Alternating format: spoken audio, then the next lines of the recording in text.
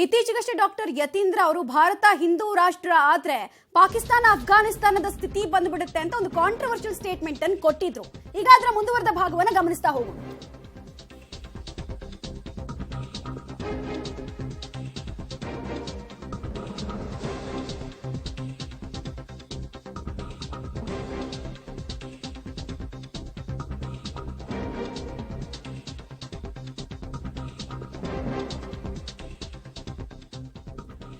ಮತ್ತೊಮ್ಮೆ ತಮ್ಮ ಹೇಳಿಕೆಯನ್ನ ಸಮರ್ಥಿಸಿಕೊಳ್ಳೋ ಕೆಲಸವನ್ನ ಡಾಕ್ಟರ್ ಯತೀಂದ್ರ ಸಿದ್ದರಾಮಯ್ಯ ಅವರು ಮಾಡ್ತಾ ಇರೋದು ಗಮನಿಸ್ತಾ ಇದ್ದೀವಿ. ನನ್ನ ಮಾತಿಗೆ ನಾನು ಈಗಲೂ ಕೂಡ ಬದ್ಧ. ಭಾರತ ಹಿಂದೂ ರಾಷ್ಟ್ರ ಆದ್ರೆ ಅಪಾಯಕಾರಿ ಅಂತ ತಮ್ಮ ವಿಚಾರವನ್ನು ಹೇಳ್ತಾ ಇದ್ದಾರೆ. ಮತ್ತೆ ತಮ್ಮ ಹೇಳಿಕೆಯನ್ನ ಸಮರ್ಥಿಸಿಕೊಳ್ತಾ ಇದ್ದಾರೆ ಯತೀಂದ್ರ ಸಿದ್ದರಾಮಯ್ಯ. ಅಂಬೇಡ್ಕರ್ ತತ್ವ ಒಪ್ಪೋರು ನನ್ನ ಹೇಳಿಕೆ ತಪ್ಪು ಅಂತ ಅನ್ನಲ್ಲ ಅಂತ ಅಂಬೇಡ್ಕರ್ ಅವರ ಆಸರೆಯನ್ನ ಪಡೆದುಕೊಳ್ತಾ ಇರೋದು ಗಮನಿಸ್ತಾ ಇದ್ದೀವಿ. ಅವರು ವ್ಯಾಪಕ ಟೀಕೆ ವ್ಯಕ್ತ ಆಗ್ತಾ ಇದ್ದ ಹಾಗೆ ಅಂಬೇಡ್ಕರ್ ಅವರು ಈಗ ಹೇಳಿದ್ರು ಹಾಗೆ ಹೇಳಿದ್ರು ಅಂತಿದ್ದಾರೆ. ಸಂಸ್ಥೆಗಳಾದಂತಹ RSS ಅವರಿಂದ ನಮ್ಮ ದೇಶನ ಹಿಂದೂ ರಾಷ್ಟ್ರ ಮಾಡಬೇಕು ಅಂತ ಹೇಳಿ ಹೊರಡ್ತಾ ಇದ್ದಾರೆ.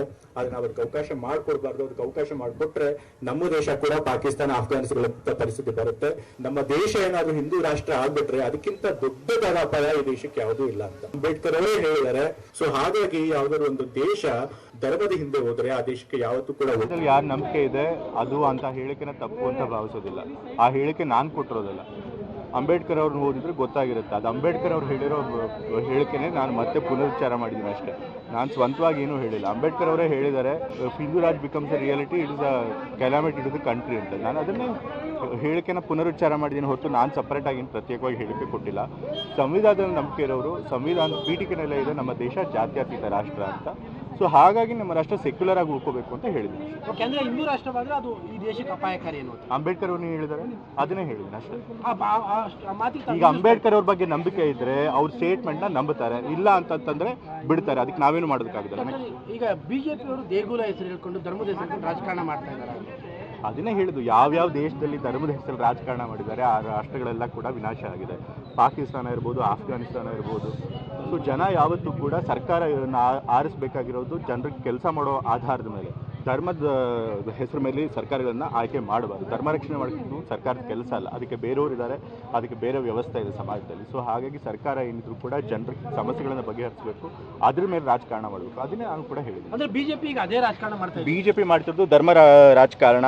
ಅದರಿಂದ ದೇಶಕ್ಕೂ ಒಳ್ಳೇದಾಗಲ್ಲ, ಜನಕ್ಕೂ ಒಳ್ಳೇದಾಗಲ್ಲ, ಸಮಾಜಕ್ಕೂ ಒಳ್ಳೇದಾಗೋದಿಲ್ಲ. ಅದು ತಪ್ಪು ಅಂತ ಹೇಳ್ತೀನಿ. ಜನ ಅದನ್ನ ಅರ್ಥ ಮಾಡ್ಕೋಬೇಕು ಅಂತ ಹೇಳಿ ಡೀಟೇಲ್ಸ್ ಕೊಡ್ತಾರೆ ಕೆಪಿ ನಾಗರಾಜ್. ಇವತ್ತು ಮತ್ತೊಮ್ಮೆ ತಮ್ಮ ಹಿಂದಿನ ಹೇಳಿಕೆಯನ್ನ ಸಮರ್ಥಿಸಿಕೊಳ್ತಾ ಇದ್ದಾರೆ. ಬಟ್ ಒಂದು ಚೇಂಜ್ ಅಂತ ಹೇಳಿದ್ರೆ, ಅಂಬೇಡ್ಕರ್ ಅವರು ಹೇಳಿದ್ದನ್ನು ಹೇಳ್ತಾ ಇದ್ದೀನಿ, ಇದು ನನ್ನ ಆಶಯ ಅಲ್ಲ, ಬಟ್ ಅವ್ರೇನ್ ಫಾಲೋ ಮಾಡ್ತಾರೆ ಅದನ್ನ ನಾವು ಫಾಲೋ ಮಾಡ್ತೀವಿ. ಯಾರು ಅವರ ತತ್ವಗಳ ಮೇಲೆ ನಂಬಿಕೆ ಇತ್ತು ಅದನ್ನ ಅವ್ರು ಫಾಲೋ ಮಾಡ್ತಾರೆ, ಹೇಳಿದ್ರಲ್ಲಿ ತಪ್ಪಿಲ್ಲ ಅಂತ ಸಮರ್ಥಿಸಿಕೊಳ್ತಾ ಇದ್ದಾರೆ. ಉಳಿದಂತೆ ಏನೆಲ್ಲ ಹೇಳಿಕೆಗಳನ್ನ ಕೊಟ್ರು ಅಂತ. ಅವರ ಹೇಳಿಕೆ ದೊಡ್ಡ ಮಟ್ಟದಲ್ಲಿ ರಾಜಕೀಯವಾಗಿ ವಿರೋಧಕ್ಕೆ ಕಾರಣವಾಗಿತ್ತು. ಇವತ್ತು ಅದನ್ನ ಸಮರ್ಥಿಸಿಕೊಳ್ಳುವ ಕೆಲಸವನ್ನ ಇವತ್ತು ಡಾಕ್ಟರ್ ಯತೀಂದ್ರ ಸಿದ್ದರಾಮಯ್ಯ ಮಾಡಿರುವಂತದ್ದು. ಆದ್ರೆ ಅವರು ಹೇಳ್ತಾ ಇರುವಂತದ್ದು ಆ ಸ್ಟೇಟ್ಮೆಂಟ್ ಅದು ನನ್ನದಲ್ಲ. ಡಾಕ್ಟರ್ BR ಅಂಬೇಡ್ಕರ್ ಅವರು ಹೇಳಿದಂತ ಸ್ಟೇಟ್ಮೆಂಟ್ ಅನ್ನ ನಾನು ಹೇಳಿದ್ದೇನೆ.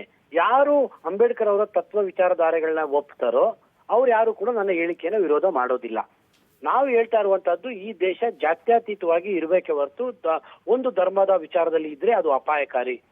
ಪಾಕಿಸ್ತಾನ ಮತ್ತು ಕೆಲವು ದೇಶಗಳು ಆ ತರದ ಸ್ಥಿತಿ ಆಗಿರೋದಕ್ಕೋಸ್ಕರವಾಗಿ ಇವತ್ತು ಅವುಗಳು ಬಹಳ ಕೆಟ್ಟ ಸಿಚುವೇಶನ್ ಇದ್ದಾವೆ. ಹಾಗಾಗಿ ನಾನು ಹೇಳ್ತಾ ಇರುವಂತಹದ್ದು ಇದು ಜಾತ್ಯತೀತ ರಾಷ್ಟ್ರವಾಗಿರ್ಬೇಕು ಅನ್ನುವಂಥದ್ದು.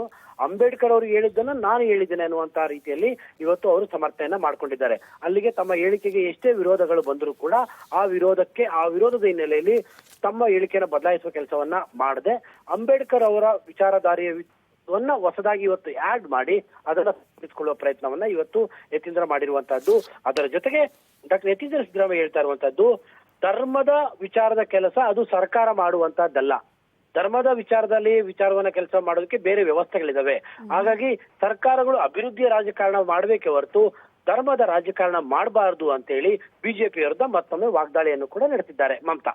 ಧನ್ಯವಾದ ಕೆಪಿ ನಾಗರಾಜ್.